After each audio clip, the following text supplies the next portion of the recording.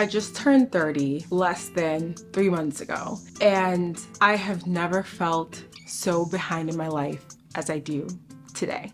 I think it's really common to feel like you're falling behind in life. Today, I wanted to take this video to talk about the different areas of life that I personally feel like I'm struggling in, and maybe you feel like you're struggling in those areas as well, and talk about what we can actually do to feel better about where we are. Because even though logically you know that falling behind or feeling like you're behind is not really true, because everyone has their own paths and their own journeys, and we're all going to end up in massively different places. It still feels completely real, and it can feel incredibly debilitating, unmotivating, and even lonely to feel like you're falling behind in life. So I want to dive into a couple of different areas, and we're going to cover some different topics. If you are someone that likes to skip around in the video, I'll put timestamps down below for each of the areas I'm covering in this video. Like I said earlier in this video, I turned 30 the other day in May. I'm a Taurus. Shout out to all my Tauruses out there. It was such a bittersweet moment, because I remember when I was younger, I felt like when I was in my late 20s slash early 30s, I imagined this entire life that I was going to have for myself. I was going to be married.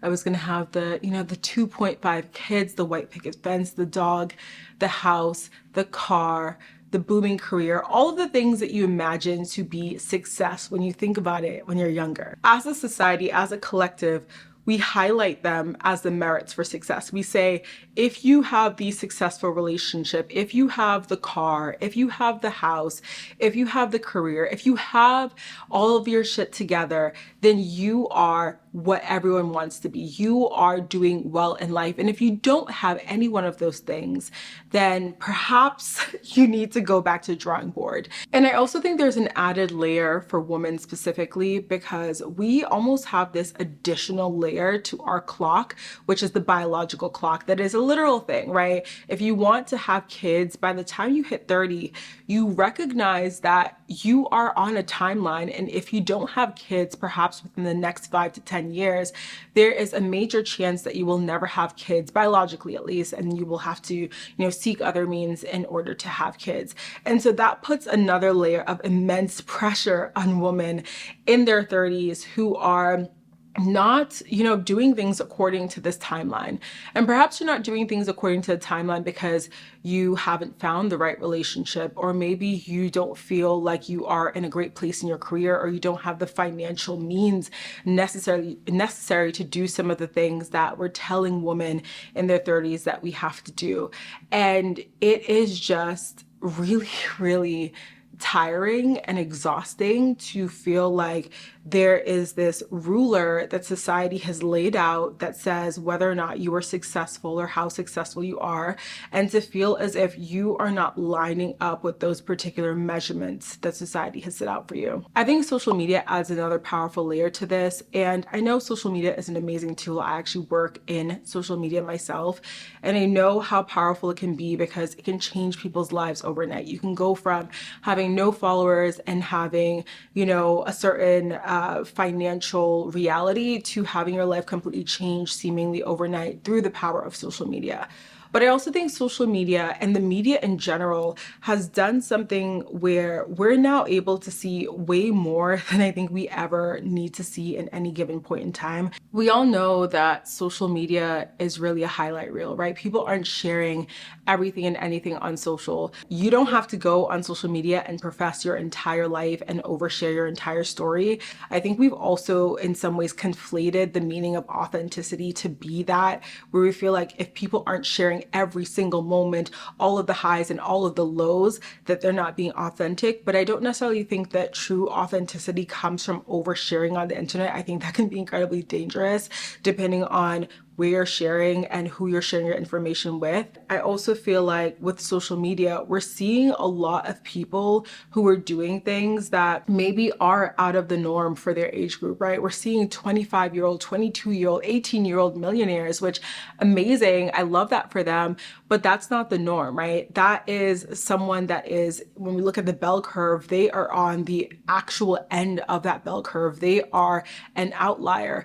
And I think it's beautiful to want to be an outlier, to want to push yourself to those levels of success. And if that is meant to be for you, then that's great. But I also think that if you are comparing yourself to people that are literal outliers and wondering why you're not successful, or wondering why you're not there, you're really not doing yourself justice when it comes to honoring where you are in your path and honoring your successes. Because just because you're not a millionaire, or just because you don't have a mansion, or just because you don't have certain things in your life that those people may have, doesn't mean that you haven't achieved a bunch, doesn't mean that you haven't done a lot of things that are really aligned for your particular path. I think one thing that has been really helpful for me is limiting my usage of social media. But I had a moment the other day, I was scrolling through TikTok and I came across this video of this couple that I used to know. And in the last year, I haven't really kept in touch with them, but they ended up going on to get engaged and have a baby. And I found myself feeling all of these different feelings, a lot of which were jealousy and just bitterness, and really asking myself, how in that last year were they able to, do all of these amazing things, starting a family and really taking their relationship to the next level, where I went through a breakup and was not able to take any relationship to that level in the last year. And it made me feel like a failure. And I feel like, those feelings obviously are very valid. And I know those feelings are still there no matter what. But I think there was something about that moment where I went on TikTok and was triggered by that video. And I found myself kind of spiraling and going into this entire comparison dialogue and inner criticizing of myself and my journey, that I was just like, okay, I think I need to take a step back from TikTok and actually delete this app off my phone. Because I noticed that when I go on that particular app, I just find myself, instead of being motivated and instead of feeling like, okay, I see people doing this thing and I can do this thing too, it actually makes me feel quite the opposite. It makes me feel like I'm a failure for laying in bed and watching those videos. It makes me feel like I'm not doing anything with my life. It makes me feel like all I'm doing is consuming content versus creating, or versus doing something out in the real world that feels aligned with my journey. So I deleted the app. And I haven't deleted every social media app, but I feel like I've deleted or not used a lot of them just because of that, because I noticed that I can get into that really negative mindset. So if you're someone that's also triggered sometimes by social media, I would challenge you to maybe take a step back, whether that's limiting your usage or deleting the app altogether. And I know it can be really scary, because I think one of the things that I feel when I delete social media is this fear of FOMO, because there are trends or things that are going on online that I feel like I'm missing out, that people are talking about, and I'm not involved in the conversation. But I also feel like you can still be involved in so many other conversations, or even be involved in some of those conversations in some ways without needing to be on social media 24/7. Another thing that has been really triggering for me specifically when it comes to hitting my 30s and feeling this fear of falling behind, or just feeling like I am behind in general, is career. I always imagined myself as being someone who would like hit a really major peak in my career by my 30s. I was always sort of this overachiever, very ambitious person, did well in school. And so in my head, it was just like, well, I'm going to get to this major peak. I have 10 years, right? From where I'm basically mid-college to my career, so I should be able to do something amazing in that time. I always imagined myself being on the list of Forbes 30 under 30 for what, I don't know, but that was something I always imagined. And so to get to my 30s and not only be in a place where I feel like my career isn't necessarily thriving, but feeling kind of like I'm also contemplating a complete career shift, is really, really terrifying. What a lot of people don't talk about when it comes to career is that there are kind of like two buckets of people. There's like the people that from the age of 5, they know exactly what they want to do. They're the people that tell you, I always knew I wanted to be a doctor. I always knew I wanted to be a lawyer. I always knew I wanted to go into accounting. They're the kind of people where they have like this pinnacle that they want to hit, and they've always wanted to go for that goal, and they do it, and they have kind of like a straight shot. And I've been sort of envious of those people my entire life, because there's something so beautiful and stable about knowing exactly what you want to do and exactly where you want to go, and knowing that you're not really going to ever deviate from that path. And then I consider myself to be in the second bucket of people. And these are the people that, have a lot of different passions, a lot of different interests. We are maybe more creative at heart. We're the kind of people that have a lot of different things that we want to do. We're driven to service, but we don't necessarily know exactly what area we want to serve in, or perhaps our resumes are littered with multiple different jobs in multiple different industries, things that we enjoyed, but perhaps didn't feel like I could stay here and do this thing forever. And I feel like society tells you that you have to be in bucket number one. You have to be the person that does the same thing for the rest of your life until retirement. You have to be the person that wants to climb the ladder, that always wants to achieve more, more, more in the same industry in order to be successful. Because how else do you become an expert in something if you don't narrow down and niche down and find something that you want to do? And I feel like it does the people in bucket two such a disservice, because it doesn't always have to be like that. I do think that there's something to be said about consistency and stability, but I also feel like there's something to be said about allowing yourself to explore. If we say that life is short, life is long, but life is also short in the sense that you don't know when it's your time to go. If we say that, then that means that we should do everything in our power to live a life where we're doing more of the things that light us up, more of the things that we love. And if that means that you go into a career and you find out that it's not for you, that you don't enjoy it, that it's not something that lights you up, then why should you stay there for the sake of stability and for the sake of normalcy versus leaving and finding and exploring something that could possibly make you so happy and bring you so much joy because you're doing more of what you love? Like I said, I'm at a crossroads in my career, and it really is kind of shaking me up a little bit. I might possibly have to start over. The thought of starting over in my 30s is absolutely terrifying, because it feels like there's so much more risk. And I think that's the other piece of it too, is that when you're in your 30s or late 20s, you feel like everything that you do is so much more weighted. When you leave a relationship, or when you leave a job, or when you decide I want to go traveling, or when you decide to start a business, there's so much pressure on it, because now you might have a mortgage or rent or kids, or you have so much more responsibility than you did when you were 18 or 19 or even 20, 21. And so doing anything feels so heavy and so weighted, and it feels as if, if you do it and it doesn't go right, then you have ruined your life and you've gone down the wrong path. I also have to remind myself and remind you as well that there is no wrong path, right? There's always going to be a way back. Like, if you're not dead, you can figure it out. You can figure it out. There's going to be a way out of it or a way back from it. And it might take some time, but there is a way back. And so even with my possible career shift, I'm allowing myself to explore, what does this look like? What could this look like? Is this something that I want to take the time and see? Because I think the worst option is that you get to the end of your life and you're filled with regret, and you think about all the things that you wanted to try or wanted to explore, and you never allowed yourself to do it because you were so afraid. You were so afraid of leaving something behind, or you're so afraid of starting over, or so afraid of starting something new, that you stayed in a position that you didn't love. And you ended up just at the end of your life regretting never taking a leap to do something else. I wanted to share a couple of statistics that might be helpful for you guys, because I found this really helpful as I was doing my little outline for this video. The average person changes careers 3 to 7 times during their working life, and some say this number may be higher for current and future generations. The average age of a career change is 39 years old, but people can change jobs less frequently as they get older. We grew up with the older generation kind of telling us and explaining to us that staying at a job or staying in a particular career for a really long time is admirable. It is honorable. It is a thing to do because you want to be loyal. I think a lot of us are learning now that we have to be loyal first and foremost to ourselves, and we have to honor first and foremost what makes us happy. And this isn't to say that even if you're doing a job that you love, that you won't ever have days and times where it's tough and you are feeling like you're climbing a mountain.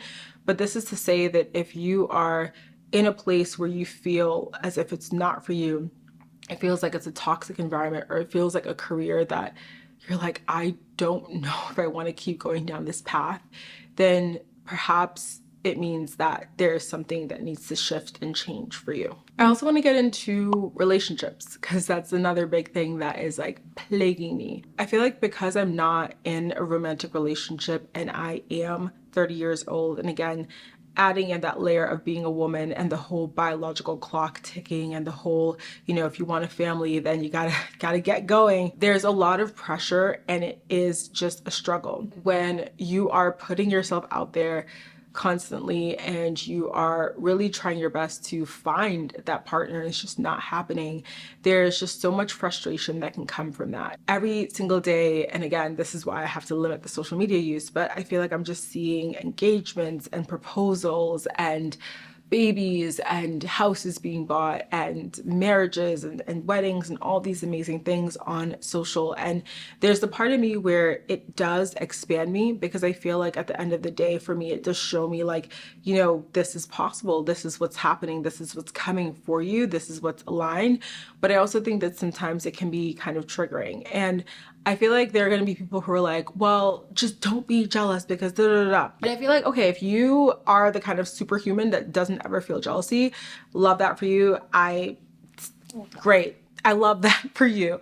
But me personally, okay, I will feel jealous sometimes. And I feel like it has to do more about like what you do with your jealousy when you feel it, because there is the person that will kind of go inward and, feel like a victim and just kind of hate their life. And I've been that person, and sometimes I want to be that person. But then there's also taking that and allowing it to fuel you and allowing it to be like, okay, here's something where this jealousy is indicating to me that this is something I want and this is something that I feel like I can't have, and why do I feel like I can't have it, and sort of doing that inner work. When it comes to relationships, it is about realizing that it is timing. A lot of life, everything in life really is timing. There's stuff that you can control and you can do, but at the end of the day, a lot of it is timing. And I feel like there's really not much you can do to force a relationship to come in, to force yourself to find your person if it's not your time. And I've gotten to a place where I am getting more comfortable with that understanding. But again, sometimes it does hit me that I'm 30 and I'm not married, I'm not engaged, I'm not even in a relationship or even talking to anyone for me to even feel like that is possible. What I've been doing for that is just focusing more on how I can strengthen my friendships around me, strengthen the relationship that I have with myself, with my family, with hobbies, things that I really enjoy doing and leaning into those a lot more. It doesn't really completely eradicate the fear, but I feel like coupled with getting off social media a little bit and doing these things, I have felt a lot more grounded. If you are someone that really wants that, if you really want a family, if you really want a husband or a wife, if you really want the house, you're going to be able to have it. You're going to have it. It's just maybe right now is not the time. Maybe right now your focus needs to be on yourself or on your work or on your business or on your hobbies or on your healing, whatever the case is, and that person will come in at the right time and you'll be able to create that family with them. I also feel like when that person comes in, you will feel a lot more grounded because you will almost feel like even more grateful for their presence and for what you guys are able to create together. And you won't necessarily take it for granted. Not that, some people in relationships do take their relationship for granted, but you won't be doing that because you'll be grateful for that person coming in at the time they did. I think the world is shifting. So many things are shifting. We used to have like really strict timelines. I feel like societal timelines, at least here in the US, about when things would happen, when people would get married, when they would have kids, jobs and careers and staying in the same place for a long time and retiring and all these things. And I do think that things are shifting, but they're shifting slowly. We're trying to step our way into the new way of thinking, but I think a lot of us are also in the past, especially with the older generations kind of lurking around and telling us that this is how it has to be. And I also think certain things are just societal. I think there's always going to be that societal pressure to get your life together, that societal pressure to settle down, that societal pressure to, be successful in your career and to make all this money and whatever.